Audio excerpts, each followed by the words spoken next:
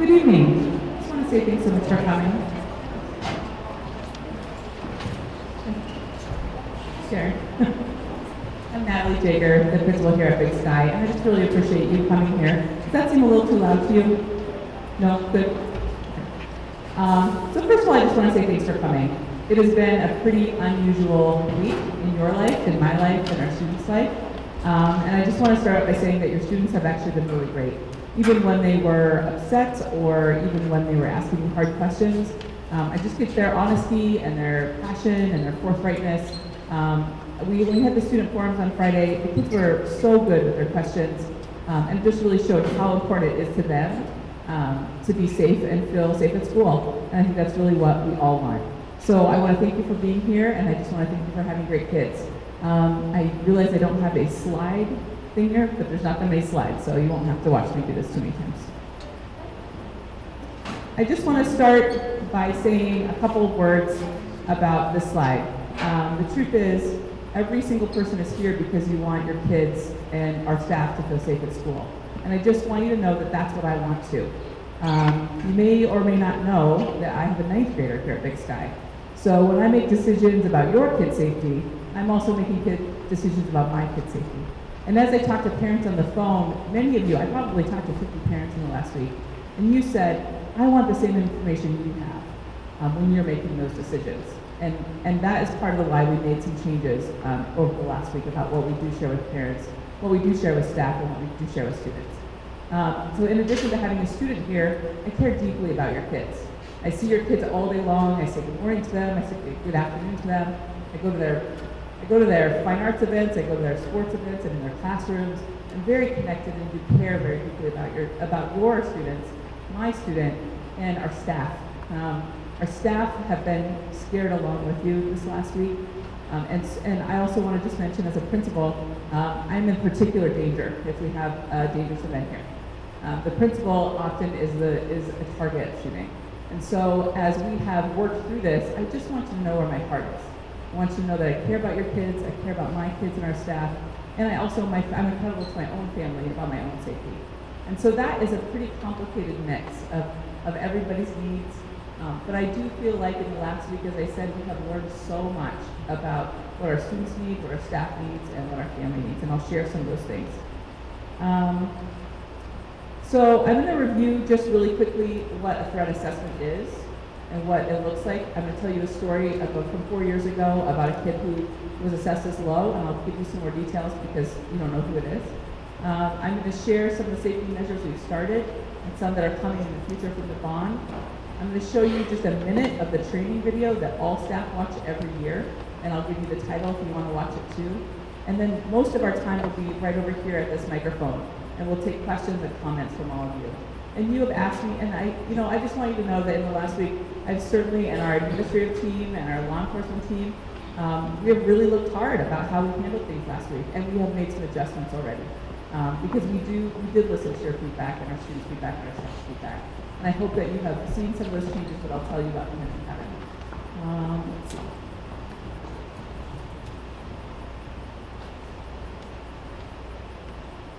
Okay, so a threat assessment is a process, and you have a handout that says lots and lots and lots of information. But we just had a threat assessment yesterday, and I'll just tell you, generally what that looked like. It was an all-day process. So it actually took me from the minute I got to work until the minute I left from work when I sent you the parent email. That's how long a low threat takes. What happens is we'll find out information, usually from a teacher or a student, that there's been some kind of threat made against the school. And sometimes it's against a group of students, and we assess it for that. When students are reported as self-harm, we do a suicide assessment, so that's a different process. And that's unfortunately a more common process that we go through than threat assessment. So we'll get together a team. It'll include that student's counselor, it'll include our SRO, it'll include at least one administrator. We will meet together first before we do anything. And we talk about, what do you know about the student? What do you know about this threat? We go and we find out more information. Then we go and interview everybody who was there. Because we didn't know, we haven't gotten a first-hand account yet. Then we meet again. And then we talk to that student directly and interview them and their families. And then we meet again and we decide what to do. And then yesterday we did the new stuff, which was we told all of you that we did a threat assessment, which is what you definitely asked for in the last week. And you wanted more information about what is happening in our school in terms of school safety. And that process takes a lot of time. We're thoughtful, we're thorough. We do it in a team so nobody's personal relationship with that student sort of gets in the way. Because sometimes you know a kid and you're like, that kid would never do that. Well, we want to make sure that somebody who doesn't know that student is also, somebody with a law enforcement background and a mental health background is also part of that team. And sometimes the team is bigger. When a student doesn't assess as low, that team gets bigger. There are more mental health professionals, there are more school administrators involved. And then that process can take 3 to 5 days. So low takes about 1 day. Medium can take anywhere from 3 days to quite a while. Because then there are safety plans and gun checks and all those steps with larger law enforcement. I will also tell you that up to this point, I'll tell you a story about 4 years ago when I was the first year. The police called us and said, we saw something on social media with one of your students with a gun. And so a student had posted on their Instagram, Snapchat, something, a picture of them with a gun that said, I'm going to shoot at the school. And they found out it was our student. We asked that student, and he said, wait a minute, that's a picture of me last summer. That's a picture of me last summer shooting with my dad. I didn't put that picture up there. That was so-and-so who put that picture up there. So we got to so-and-so who said, oh, I didn't think anybody could see that. I was just joking, which is what kids say in the low category. What we assessed, and this was a long process too, we assessed, one, it was spontaneous, right? He didn't sit around thinking about how he was going to blow up the school. Two, he didn't even have it, he doesn't own a gun himself. Or sometimes we find out that parents have locked situations. Three, it wasn't something that he ever even thought anybody else would see. That student received 4 days of in-school suspension. That is the consequence we've generally had for school threats of this nature. But in light of last week, we made a decision actually before yesterday to change that, to move to out-of-school suspension and to make sure that law enforcement issues a legal citation. So that's a change that happened between yesterday's threat assessment and last week's. When we had so many students making false threats, we decided it was time to always have a legal consequence and to have out-of-school consequence. So that's a change we've been doing last week. So that's what low usually means. It's sort of a teenager who's saying something that they don't really mean. But we do assess, do they have the means to do it? Did they plan to do it? Was it spontaneous? A medium threat, you usually will hear a kid will be just talking to one other kid. It's not an outburst in the classroom or a pop-off on social media. But it does take us almost a whole day to really all feel comfortable with that assessment. And families are very closely involved. We generally hear a lot of remorse from kids at that time. If we assess a kid who is angry with us, who won't tell us the truth, they are always medium. They are never, ever low. Because if we don't feel confident that we have sort of covered all of the bases and that kid can come back to our school and we can be safe and our children can be safe and your children can be safe, we don't ever call them low. And I know that that's hard. That's information that you never could have known if I wasn't telling you right now. But we take the process really, really seriously. We take it slow, we take it thorough. And you can ask, you certainly, when we have questions, you can ask more questions about that.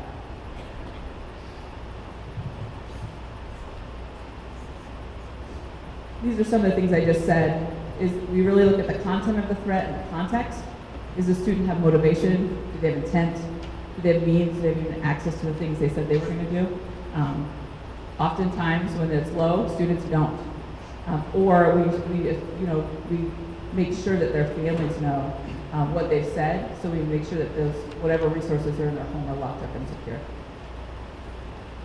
So here's a couple of things that I just want to share with you. Some of them you already know. And I said this to students the other day when we met in grade level assemblies. I think the most important aspect of school safety is actually the school community. For us, and I did tell this story to all of your students that I'm from Montana and I'm from Washington State, but I was a high school principal in the Boston Public Schools and worked in that district for 10 years. And in my last school, we had metal detectors and bag check every day. And in that school, a student came to me and said, that kid over there has a gun in his backpack, right? And that kid did have a gun in his backpack. And I don't know how it got through. We never figured out how it got through bag check and how it got through the metal detectors. But I'm going to tell you that I always feel like the number one indicator of school safety is kids speaking up and parents speaking up and staff speaking up. So when somebody says something they shouldn't be saying in a classroom, I have to depend on our teachers and our staff to say something. I have to depend on the kids telling their parents. And their parents, a parent called me today and said, I'm a little concerned about this thing my kid told me that they saw on Instagram, and we right away acted on it. Talked to the kid, we found the thing, we got the screenshot, all those things. So really, we could put in every single safety measure in place, but if the students aren't speaking up when they see something they shouldn't see, we'll always be reacting. We'll always be behind the trend. We really rely on students and parents to tell us information when they see it. But we also rely on our teachers and our staff to be paying attention and to be aware and to see if kids aren't doing well, if kids need support, if kids have said anything in our classroom, for them to report it to us too. In addition to community, we have done a few things differently this week.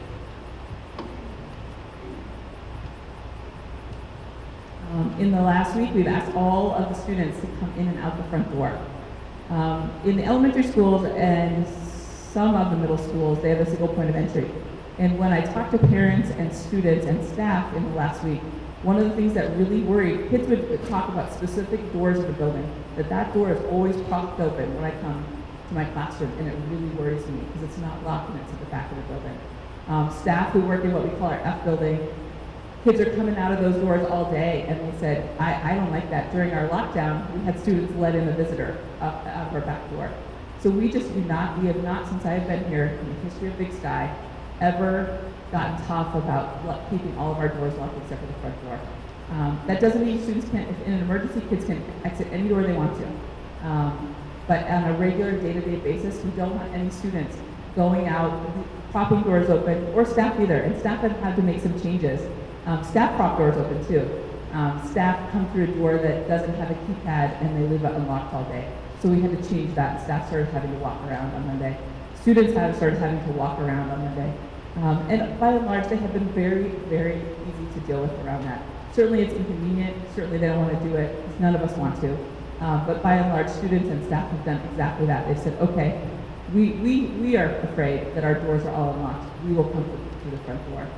Eventually, we will actually put emergency exit alarms on those doors, because right now, our administrators and staff have been sort of standing and making sure students aren't going out the back door, coming in the back door. We put a lot of staff time on those doors this week, and eventually we will alarm them. But that's one thing that I've heard very loud and clear, especially from students and staff. We need to secure our doors. The other thing we've done is we've reviewed our safety protocols. We actually already had planned on, we had done a tabletop drill as an admin and counseling team about our safety protocols about a month and a half ago, and planned that in February we would review safety protocols with parents and with staff, and then start doing some additional safety drills. So we do a thing called tabletop, where we have a scenario and we run through what we would do as a safety team. So that's a step we take to train ourselves internally. So this week your students reviewed evacuation and lockdown drills, and we also introduced them to our own training, which is Run, Lock, Fight. So tomorrow we will have a lockdown drill. We haven't had one yet this year, and next week we will have an evacuation drill. Normally we have fire drills and we just go outside the building and all clear, we come back in. We haven't practiced evacuating to our staging areas. We haven't practiced with the bullhorns, and we will just get a little more serious about being more realistic about our safety drills, because while school shooting is on everybody's mind, an environmental problem in the building, gas leak, all of those things, we want to make sure that we can get our students away from our building quickly. So we're practicing our drills. The other thing that we have requested, our bond project is focused about half of it on safety. So you've heard about the Missoula County Public Schools bonds. If you visited any of the elementary schools, the new elementary schools, they have single point of entry and they have some safety features that we don't have. And our bond project, our architects were due to be hired in fall, and we've moved that, the superintendent has agreed to move that up to next month. That doesn't mean our entryway will be more secure right away, because it won't. But it won't be, it'll be 6 months earlier. We're the last project in the district, and so now we'll be on top of the other projects in the district, which isn't fast enough, but it's faster than what's currently scheduled. I think lastly, I just want you to know that our staff is trained every single year. I'm going to show you just a snippet of a video that all staff watch called Run, Hide, Fight. But most of us have also had active resistance training. I was at Rattlesnake Elementary for a whole day, actually with Mark Petty over there, who's a safety officer in the city and runs our active resistance training. And we simulate what it would be like to have a school shooter in the building. And we practice running, blocking, and fighting. We even use a fire extinguisher and blow it in someone's face and hit them in the head at them. Like, that's how much we practice. We actually had an active shooter drill here at Big Sky about, I think, 2 years ago. That was a tabletop for all local law enforcement and emergency services. And in that, I played the principal of standing in the hallway with my walkie-talkie as a shooter ran in the building. And I will tell you, it's a very vivid memory to hear what even drill gunshots sound like in our hallways, and we had to practice what we would do if that would happen. With law enforcement coming in to take out the shooter. And so we have had some training that I'm not sure our parent community is aware of, and that is how seriously our staff takes this possibility. I'm going to show you just like less than a minute of the video, and also tell you the name if you want to watch it. It's called Run, Hide, Fight. And it's on YouTube. It's Department of Homeland Security video, and all MCPS staff in the whole district watch it each year.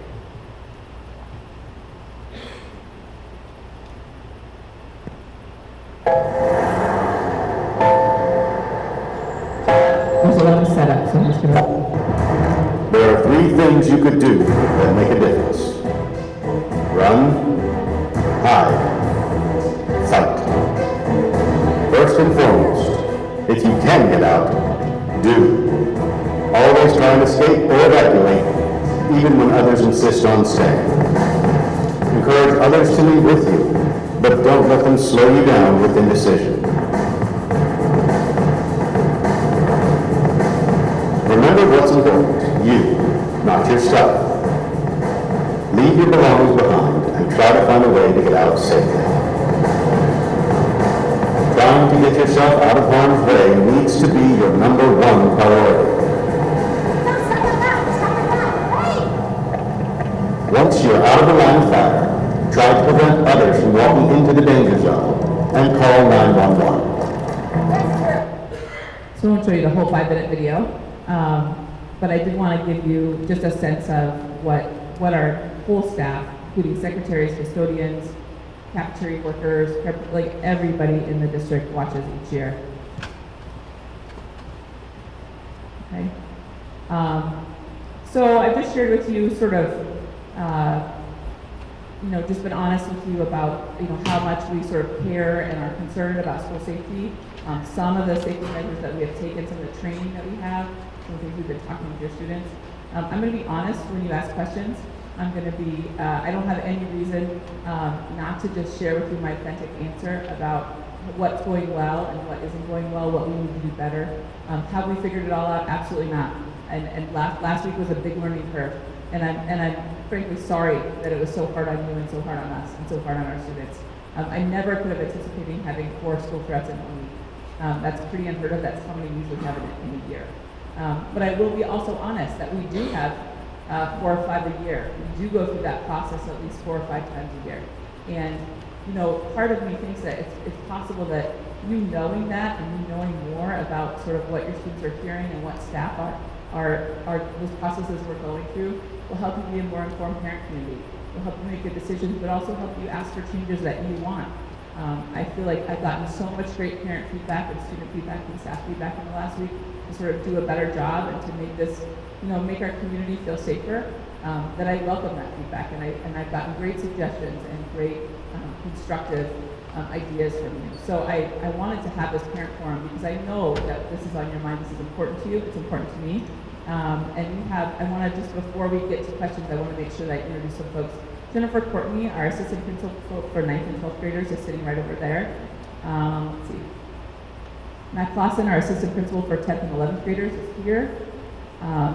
Jeff Lloyd, our school resource officer, is right here. Dave Hayden retired, if you're familiar with Dave. Terry Phelan is our safety and security coordinator for the district. Mark Putty. Mark, what's your title? Safety and security officer. Great. Terry, what's your title then? Safety and operations. Safety and operations, thank you. Karen Allen, who's my executive regional director, my assistant superintendent, was greeting you out there. Did I miss any other school staff? So if you have questions that would be best answered by one of our security officers or one of our assistant principals or our district administrator, I'll also call them out, okay? So thank you for being here. We have quite a bit of time. We are going to have time for questions. This microphone is on. The only thing I would ask you, questions or comments, is that you just limit yourself to 3 minutes. Mr. Clausen is right there, and he has like a little thing that says, "You have a minute left, and please stop." And that's just really so he's doing a very important job. It says please on there, because I knew Mr. Clausen would say please. So I welcome you to come up to the microphone if you have a comment or a question or a suggestion. Mr. Clausen will make sure it's on. And we'll stay for at least a half an hour to answer questions, and then I'll stay for as long as you need to, okay? So I welcome you if you have questions or comments to come up to the microphone at this time. It's just a microphone so everybody can We hear. are ready. Yeah, Check. Yep, we're ready. there you go. You first.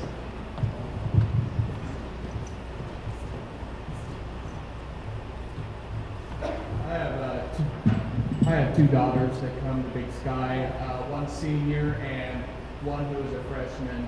And I have more of a statement than so much as a question, but based on the events in the past week, given the fact that one student made a threat, we didn't hear about it, there was some misinformation that got back to the parents, and it came down to the point where a judge had to issue a restraining order where the school deemed it a low threat and did not take the kid out of the circumstance. That's troublesome to me. Yep. I also feel like when I was younger, now granted, I'm not the oldest person here and I'm not the youngest person here, but I skipped a class and I got in-school suspension, or if I skipped class a few times, I got out-of-school suspension. And we're talking about suspending kids in school for these low threat assessments. As a parent, I don't know how anyone else feels, but if my child makes a low threat assessment like your 4 years ago example, if my daughter posts something as a joke, I would recommend you suspend my daughter for a month out of school. Let's make sure that these kids understand what they're playing with and what kind of emotions they're sending through the community. You know, I feel like we are smacking a hand on something that is a much larger and more serious situation.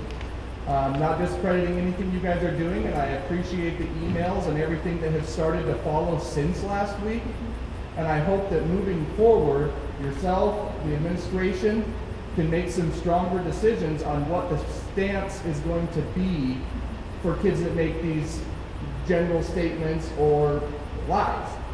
Because they should not just be smacked on the wrist. Just like at home with our children, we set the tone. How we discipline our kids the first time they make a mistake sets the tone for how they view what's going to happen the next time they make similar mistakes. And I think it's very important that the tone gets set now before anything else happens. I'm kind of a hardball on my kids, but that's just me as a parent. And just thank you everybody for your time and appreciate it. Thanks. And I think I'm just going to add on to that is that I think the school consequences mean some things to students, but the legal consequences actually gets their attention quite a bit more. And so in-school, out-of-school suspension, I think matters whether we see that student, but it was, and I never want to move to ticketing kids for things. Actually, I want kids to be able to make mistakes. A teenager makes mistakes every single day in this building, and if I suspended or ticketed every single one of them, I would have really low attendance because they make mistakes. But in this instance, a disorderly conduct ticket or a disturbance ticket, I think we now are in a zone where students have to get a legal consequence as well.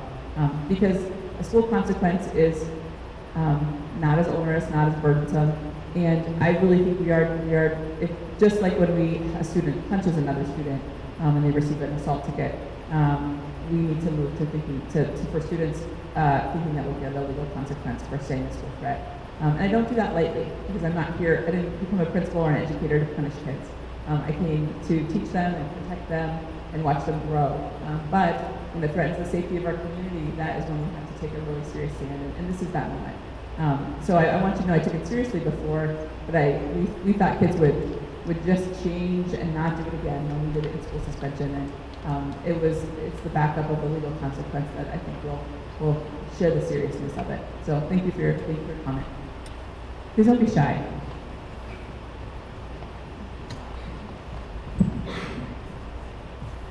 So I'm a parent of an autistic teen who just started in October of this past year. I decided to place him back in the public school.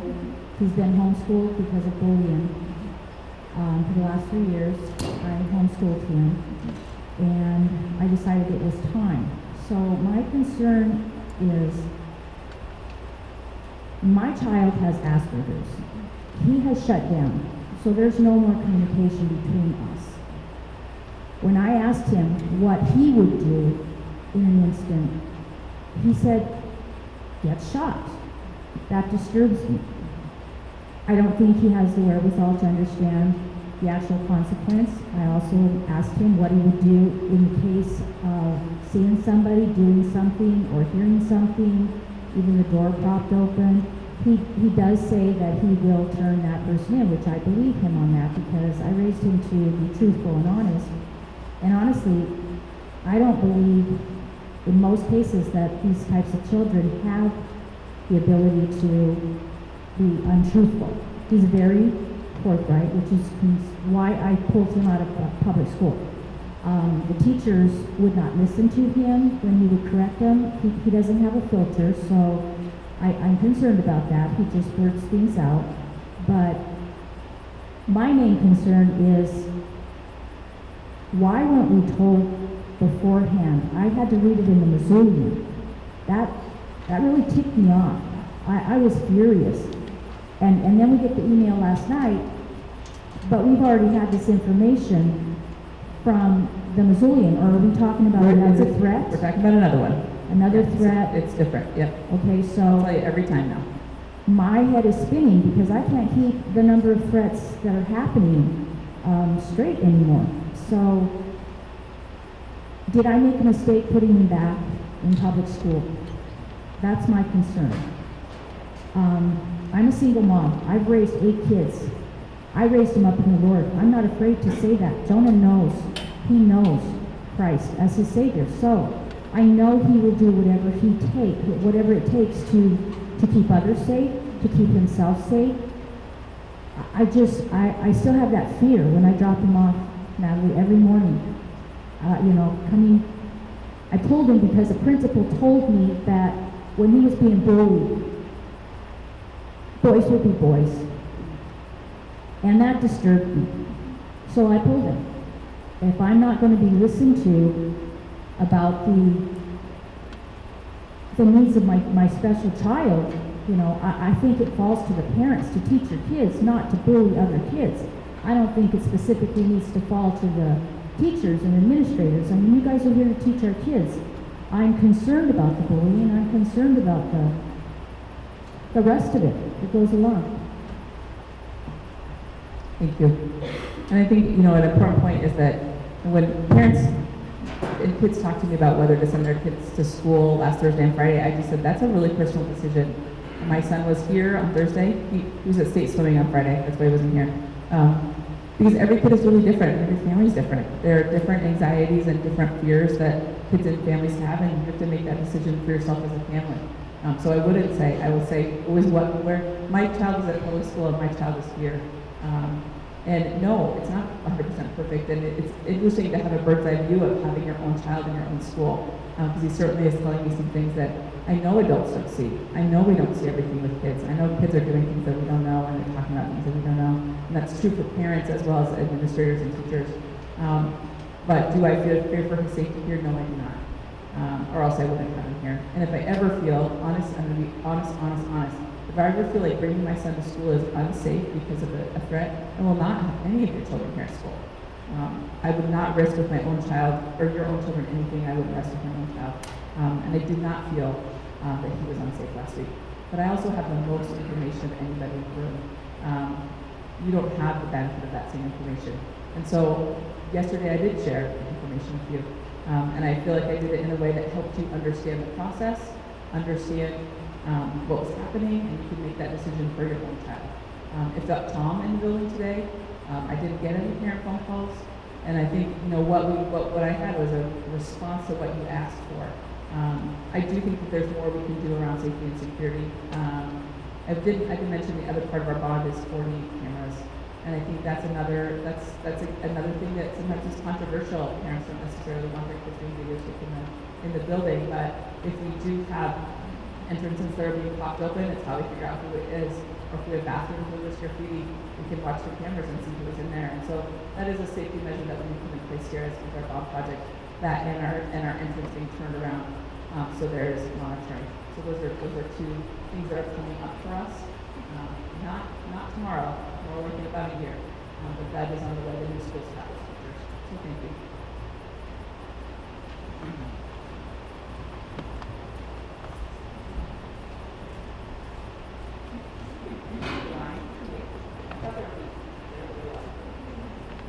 Go ahead.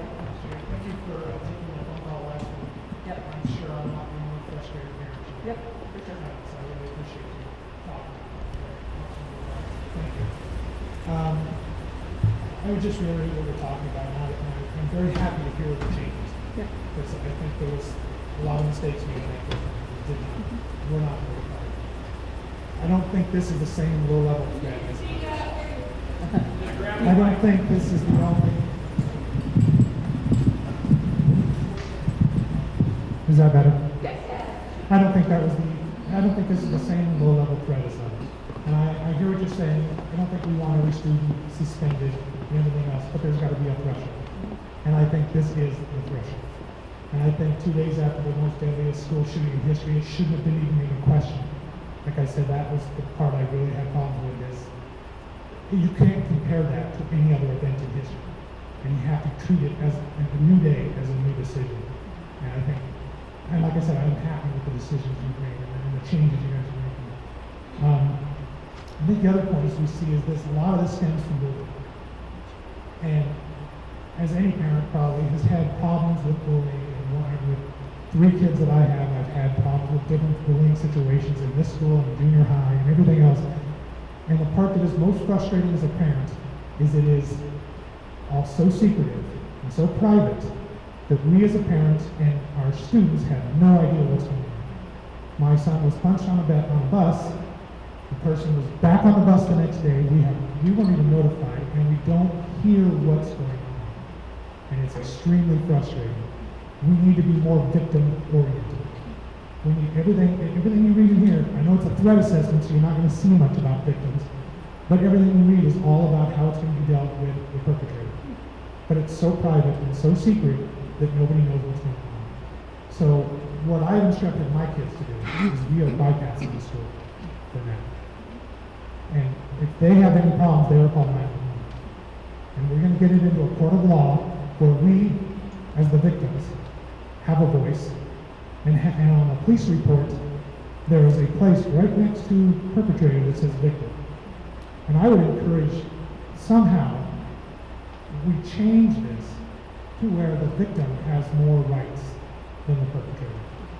And I can understand that father of the original event. I can understand that father saying, being frustrated and taking this to the court because I know how he felt, completely, left in the dark with no information. I think that's how we should look at this. We shouldn't look at this so much as the perpetrator. We need to look at this as the victim. Does the victim want that person back in the school the next day? Do they want to see him down the hall goofing off with their friends like it never happened?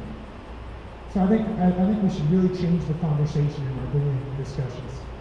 And the last little thing would be when you talk about run, hide, fight. There's a lot of new research that will say that's the wrong idea. That hide is probably the worst thing they can do. So I would just encourage you guys to try and look into that, pick up with the new literature and what's. Sure. I'm going to actually invite Mark Putty up here to address that. Can you come up here, Mark?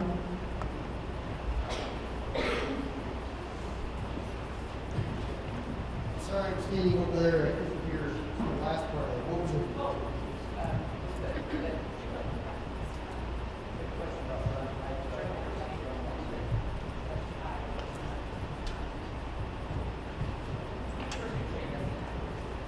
and that's it's changing all the time, obviously, but you see that a lot, that a high number of the fatalities are due to poor hiding choices. Right. And under desks and so forth. You are exactly right. In fact, the term that we replaced hide with is lock. It's hiding and hoping is not an option. So when we do this training, you know, the federal government is run hide fight. In Missoula, we have pushed that forward to locking. So ad hoc barricading, getting down something hard in front of that person, making sure that they don't have access to you, is the locking term that we use. Lock doors, barricading devices, and things like that. So you're exactly right, and thank you for bringing that up, because hiding and hoping is not an option, so we replace it with lock. And what I really realized at our student forums last week is our staff has had all that training, but we have not shared that with parents and our students. We have not discussed that with our students in any way. So that's why we reviewed the Run Lock Fight protocol with them this week. And you know, teachers don't want to, I mean, not because they don't want to talk with kids about what would you use to barricade the door, but we don't want to scare our kids. But at the same time, we know they want to feel prepared. And especially in the high school, our students, in the event of an emergency, our students are our partners. You know, I'm not saying that I want them to run after a gunman. I'm just saying that if we want them to run out the building, they can run out the building and they can take direction. If we want them to help put a bookcase in front of a door, they can help put a bookcase in front of the door. So we had been trained as staff, both with the video and with active resistance that most of our staff has taken, but we have never discussed that with our students or our parents. And so that's, I think, something I really realized at the student forums last week. They didn't know that we'd had that training, and they didn't know that their teacher would be thinking that way if something happened. And that's a big disconnect for us, not to include our students and our parents in that information. And so that's one reason we've been doing the drills. Thank you. Opposite problem. Hello, everybody. Thank you for doing this. I would first compliment you and the administration for obviously, pouring a lot of energy and effort into this. And I think you're to be commended. It's a difficult topic. It's an awful topic. I have two fairly direct questions. One, I'll touch on first because you were just talking about it, and that is, at what point do we say, it's enough of shielding our kids from being afraid of this to educating them about this? And my feelings have changed over the last recent past. Me and too. I can tell you that the kids are afraid, and the kids know exactly what's going on with social media. And having been through some of the education that you've shown and knowing the level of expertise in law enforcement we have in this community, at least for the district to take a good hard look at when we do start to educate the kids, because it probably would, in the event of a horrific event, save lives, for the kids to know what to do, or to be educated and have a plan in their mind. My second had to do with something you said earlier about the building assessment, and I know that there's been this levy and money's coming to make safety improvements, and I know that we also just built a brand new school in Missoula. My question is, and you mentioned the architects, what is going to be the hierarchy of authority in recommendations? This is an old building. My history here goes back to 1980. I shouldn't admit that. It's a long time, but this is a fairly old school. And the building assessment will be done, but what is the hierarchy of who, has the say? The foundation of my concern is I know there is some law enforcement expertise that were at least asked with the building of Franklin School, their expensive project, who have very grave concerns with end decisions and how the building was built and how the building was designed, particularly with the amount of glass and exposure inside. And wondering who had the final say, who with what level of expertise. And so that's my question. When they're going to assess the high schools and the buildings in Missoula to refurbish or do what needs to be done for safe places, etc., who's going to have the hierarchy? Are we going to be utilizing this amazing expertise in law enforcement and in this active shooter area? Yeah, I'm going to answer your last question first because I remember that one very clearly. The bond projects at each of the schools have a team, and they're called an Education Innovation Team, an EIT, and that will involve staff. At the high schools, it's involved students and parents, and then people from the district. And so I think as we, our bond projects are centered around making an auditorium safety and security, and some classroom renovations. So safety and security is one of our huge priorities, and actually was a priority in all the bond projects, especially the entryways. Most of the school's entryways the staff isn't facing the entry, there's not a secure entry.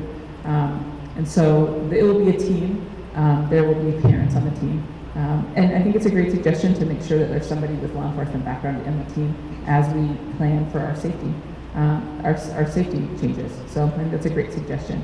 So as we hire an architect in the spring, start that process next month. After the architect is hired, then we go into the design process, and that's when the team gets together. So as we design our secure entry, the team will have input about that. And you know, it's stated in the bond in the bond language that you voted on: secure entry, cameras, and then also secure keypad on all the doors, so the doors are more secure. So those are the 3 big items in our bond project. I think the other point you made about, you know, really, making sure our students are informed. I think, you know, it's that balance, and I think as a parent and as an educator, you want to protect. You know, I want my kids to be like wrapped in bubble wrap and just think about unicorns and rainbows. But honestly, they know way more than I think they do. My son, as a freshman, but also my 10-year-old, I'm a 5th grader. She knows more than I think she does about the world.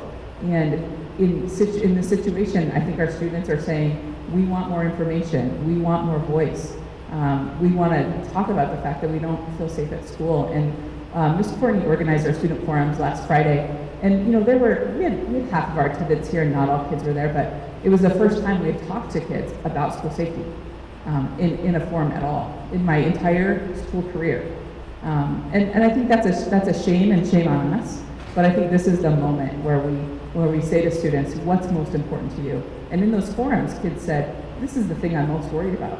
You know, they told us, and they were so honest, and they were so frank, and they were so passionate, and they didn't pull any punches. They didn't just say, I really like you, Ms. Jager, everything's all good. They said, why didn't you do this? Why didn't this happen? I want this to happen. And you know what? I welcome that frank conversation from our students and parents, because we made changes right away based on what they said and what you said.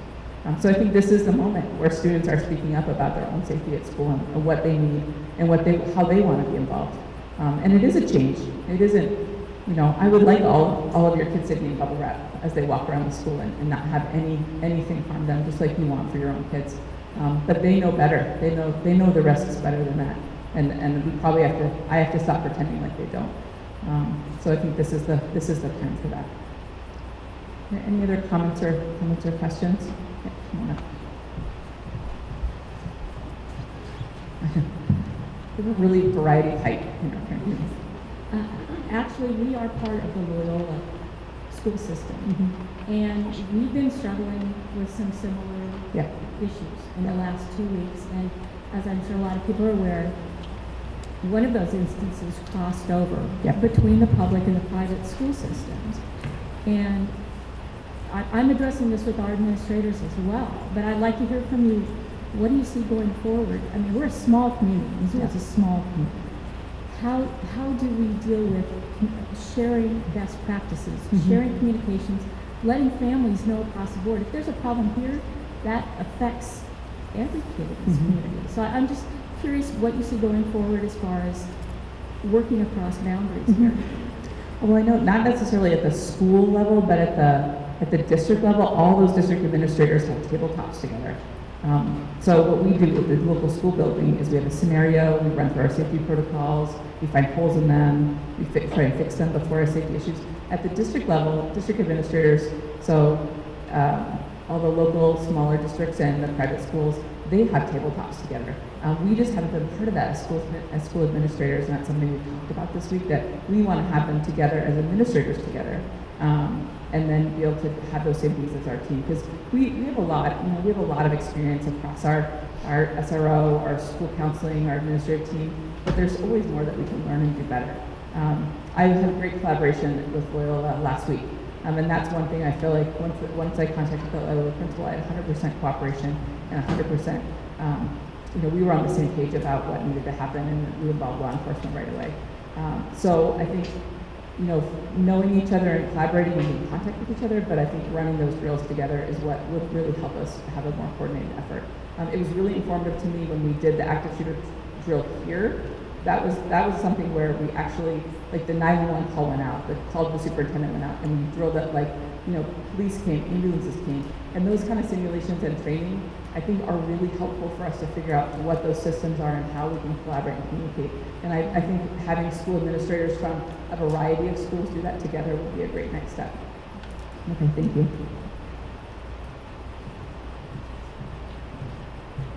First of all, I want to say thank you for listening. I was at a board meeting a couple weeks ago and mentioned this was a big safety concern, and thank you for listening. I Yep. wasn't expecting for the changes to happen so quickly, but it was really nice to say, teachable moment for my kids, that when you go to the right people, express your concerns and why, that change can be made. So it was definitely a good learning experience for them. So the question I have is, why did it take so long for legal action to be part of the discipline? The reason why I ask that is because after talking to my kids, they felt, well, that kid got a slap in the hand. As another guy said here, it didn't teach the kids anything. Oh, let's do some more threats because nothing's going to happen.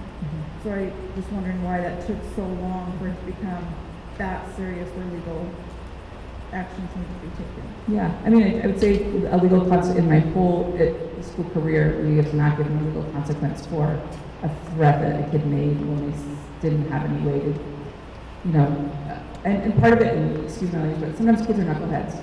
And, this is like, but there comes a point where we can't allow that because it's sort of at the airport. You're not allowed to be a knucklehead at the airport anymore. You can't say those things at the airport anymore. There's swift and immediate consequences. And we've moved into that zone. And we don't want to push everything kids do into a legal consequence because that's not what we're here for. But this has become an issue that has to have a legal consequence.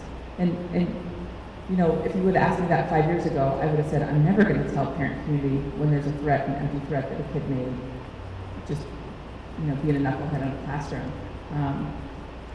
But the time has changed. And I think that's just it. That's just us being sort of, on our heels and behind the curve and catching up and doing something different.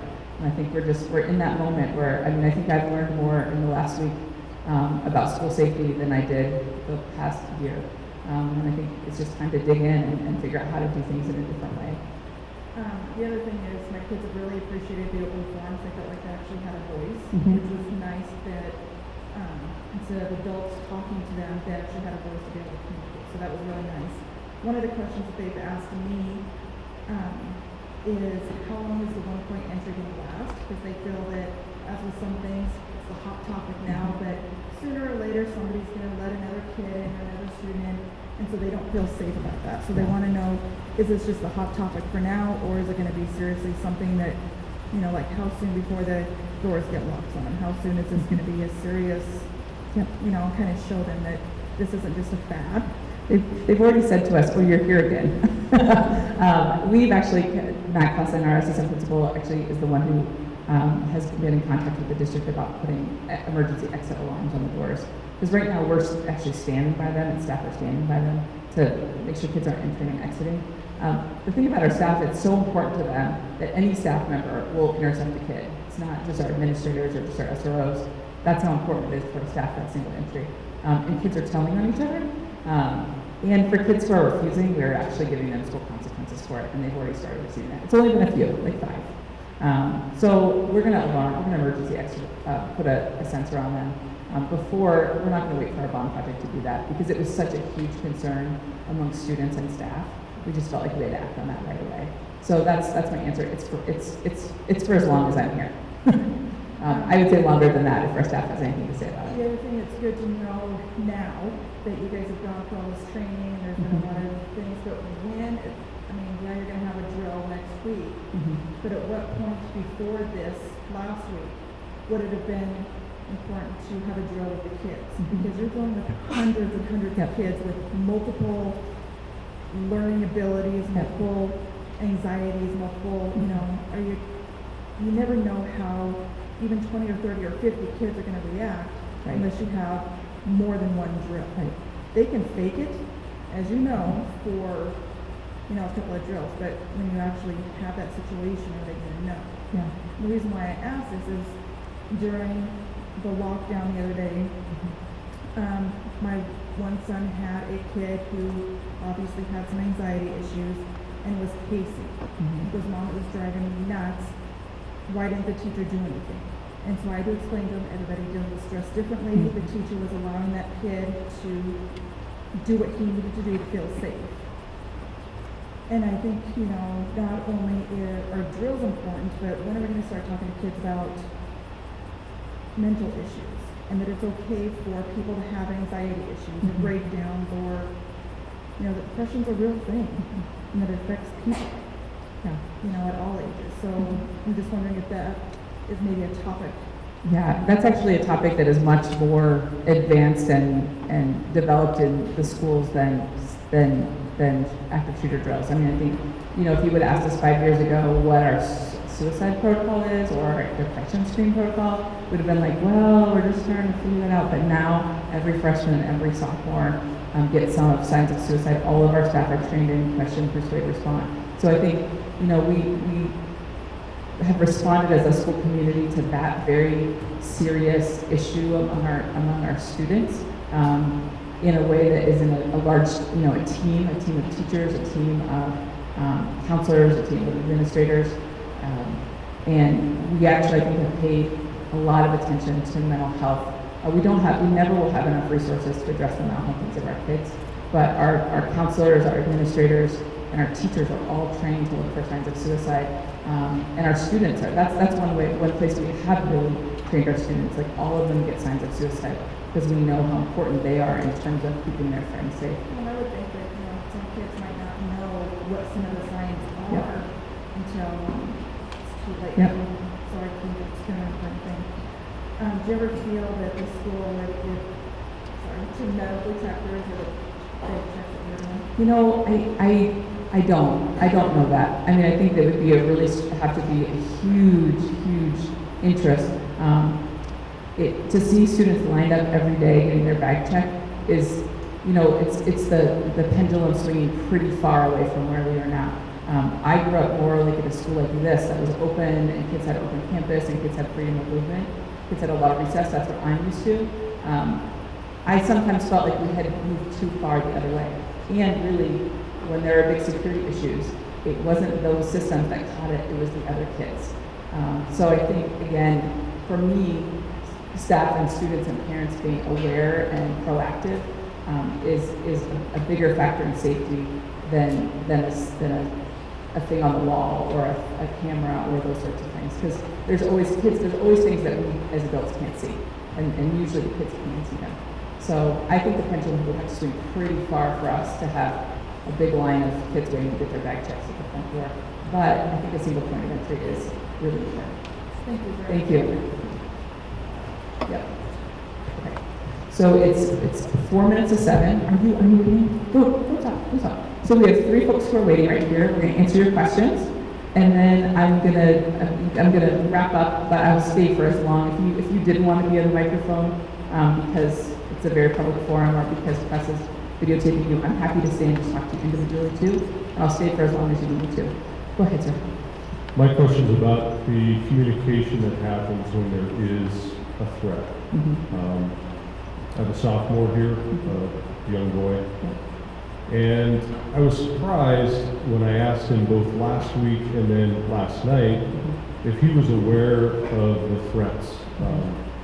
And he's an intelligent young man, but maybe he's just unaware.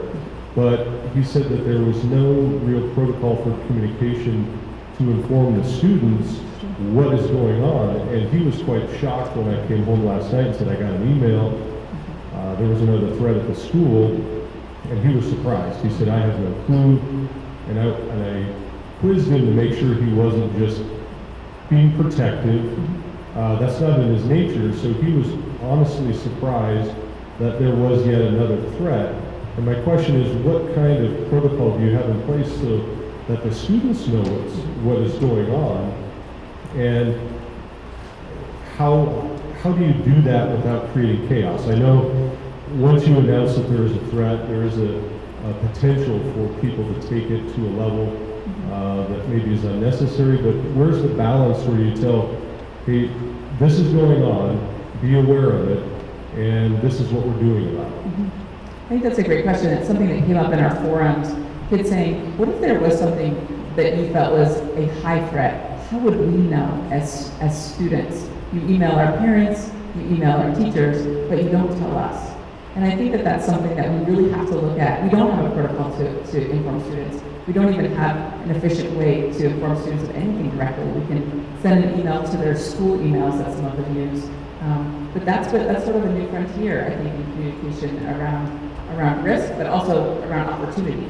At high school, we almost always communicate directly with parents, even though students, are really, I know I rely on my ninth grader to get information and follow through on his own, but almost all of the information about his things go to me. Some teachers and clubs have created remind accounts or use their emails, but we don't have a method for that right now. And it's something that our students really pushed on us last week. And I think in a valid way. I don't want to send out broadcast emails that panic kids.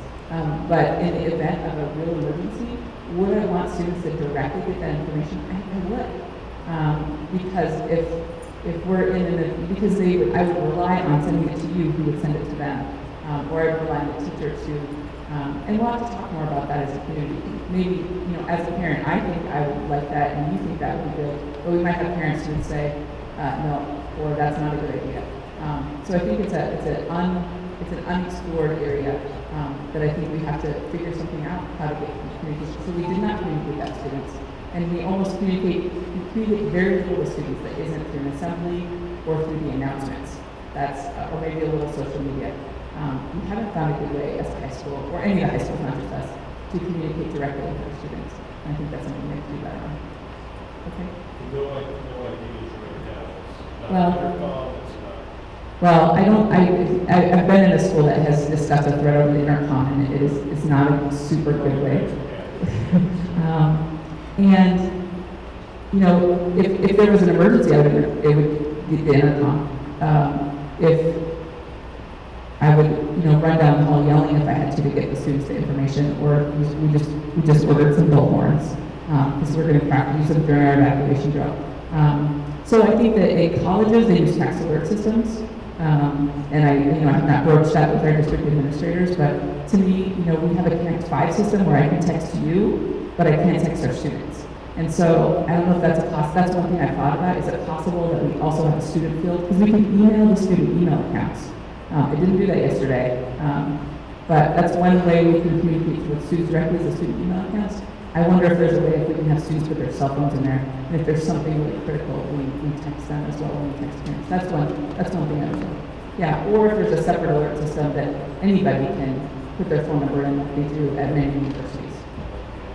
Yeah, thank you. You do. I said you can come right. Were you still waiting? Okay, yeah, you'll be our last one. Go ahead. Thank you very much for doing this evening. My name is Darren Meyer. I'm the Big Sky High School Booster Club president. Here's my plug for Booster Club.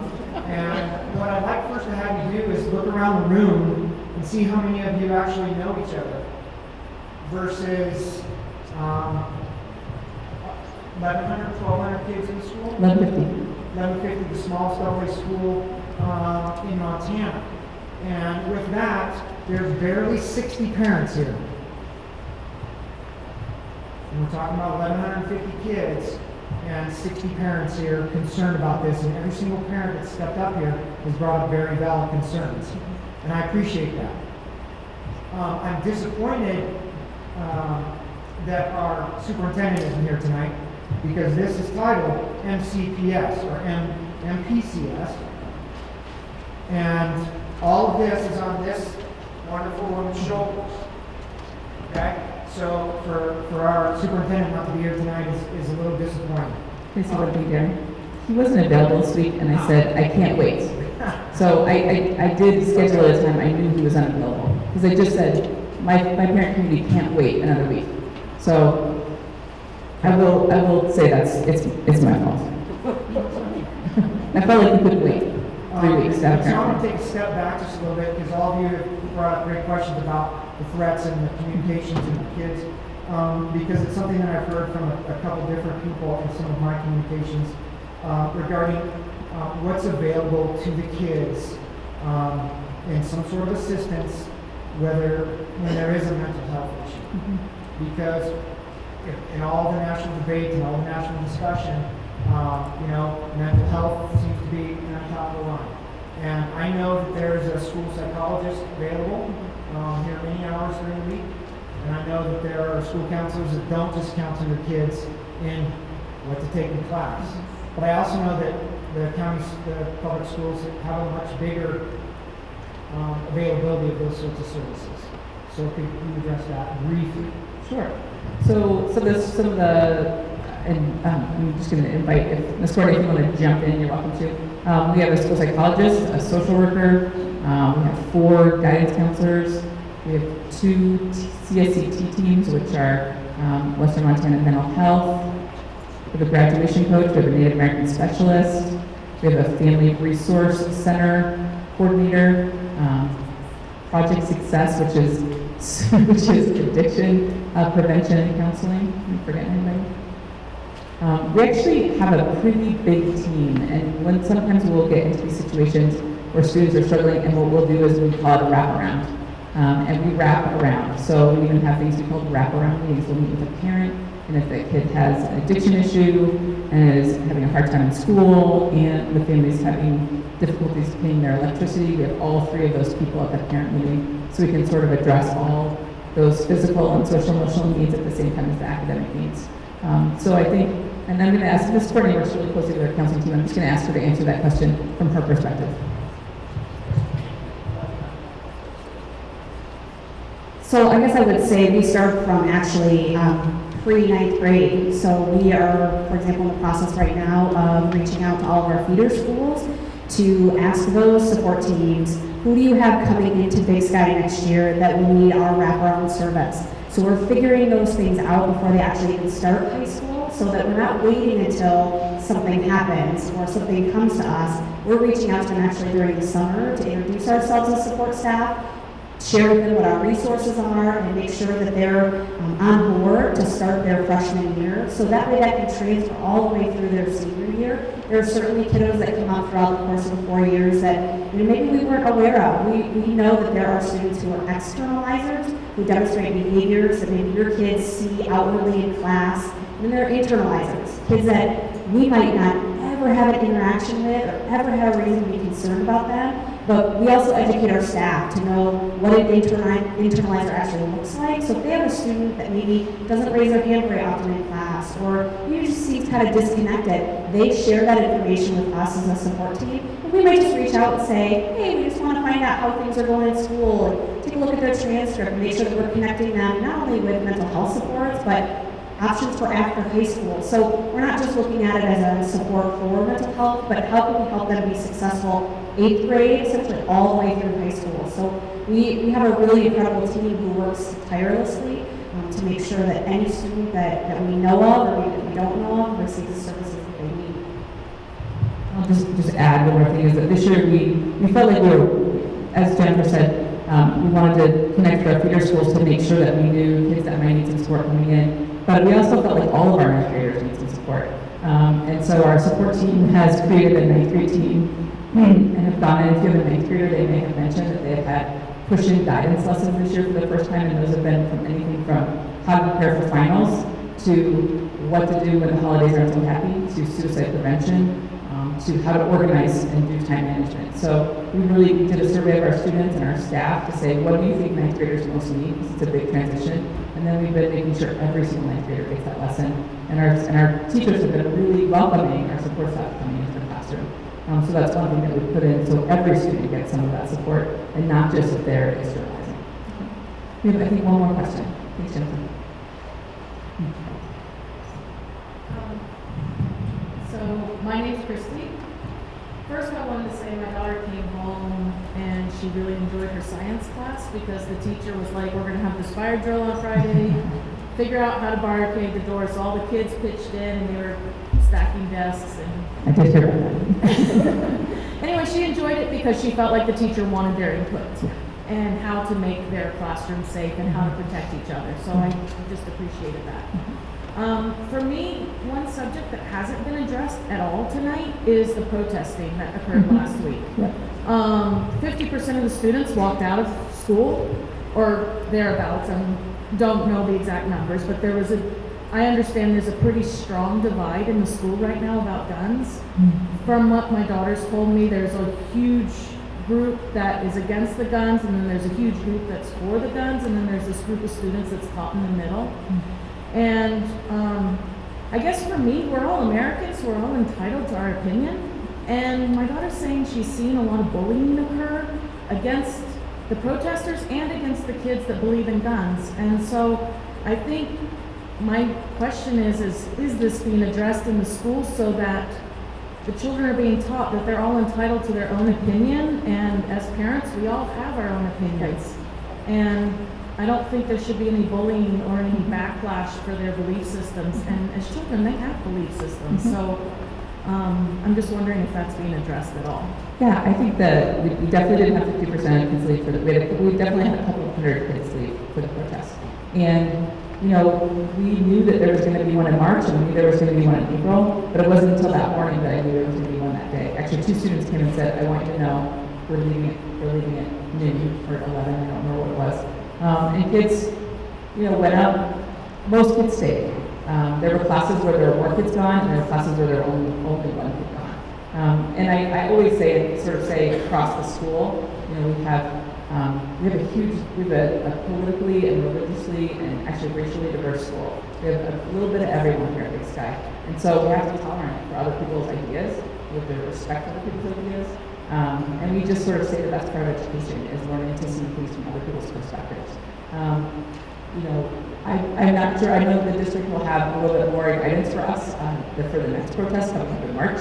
This one caught the adults by surprise, just like most things caught us by surprise last week.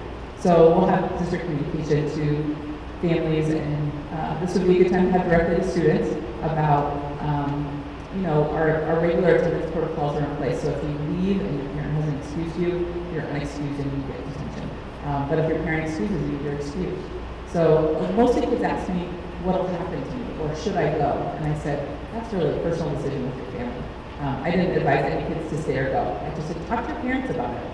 If your parents support you leaving and you want to leave, they'll excuse you. And if they don't, you need to stay in school, or you're going to get a consequence. So, you know, I haven't had too many kids want to talk to me about that, worried about the consequence, and also, you know, they asked me what I thought, and I said, I didn't tell them to go or not go. I just said, I think it is a good time for students to speak up about what's important to them, whether that's about safety drills, whether it's about communication with students, or whether it's about their beliefs about guns. But I do think that this is a time when we are listening to the voices of our youth, and it will change the way we do things. And I think this is the first time I've felt that around school safety. And I think as an educator, one of the first times I felt it this strong, which is why we decided to have this student forum. So, you know, we'll have better forethought about the next protest coming up, and it'll be a district coordinated message, not just from me.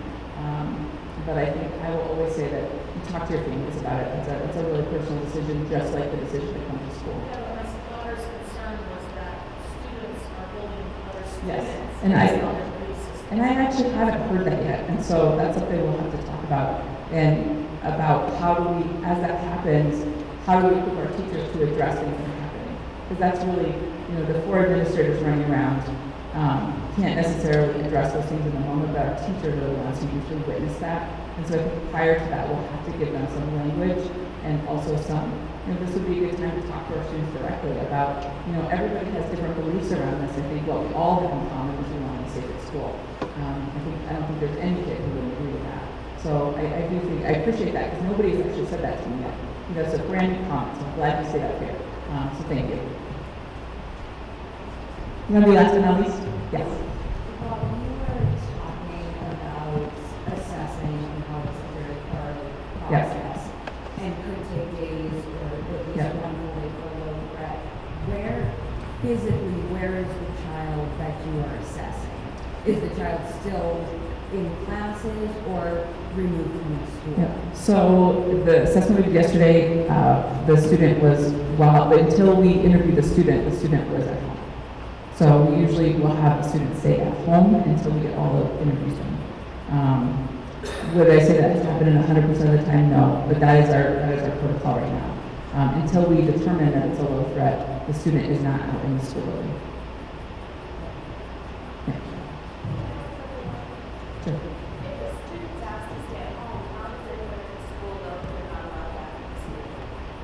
That's a great question. I mean, our whole administrative team and school resource team. Now, it also depends on what happened in that threat, right? So it's also situational. So if I don't want to scare you. Sometimes I just don't want to scare you, right? So if a kid comes to us and said, gosh, this kid just said a very specific threat with a very specific thing, and they showed me the picture. I mean, there's differences, right? If a kid who is connected to the school and has good supports and has never had a discipline issue and we've never been worried about it before, blurt something out in class, I'm much more comfortable for that kid. The parent will supervise them while we are going through. If a student, if we are, if we're heightened in our concern, then we're taking other steps. We're calling the county sheriff and saying, can you go do a gun check at that building? We're calling the parent and saying, who's only going to supervise? Like, there are more things that we would do if our concern was heightened. It's not a blanket that we just say, stay home and we assess. If there's a heightened concern, there'll be heightened things that we'll do to make sure that we aren't. And there have been instances where we've emailed the whole staff and said, if you see this kid, call us right away. Because we've said they can't be in school for 5 days while we're assessing. So, we have done additional steps when warranted, for sure. And it is situational. The minimum is go home while we assess. The maximum is a much bigger maximum. Okay.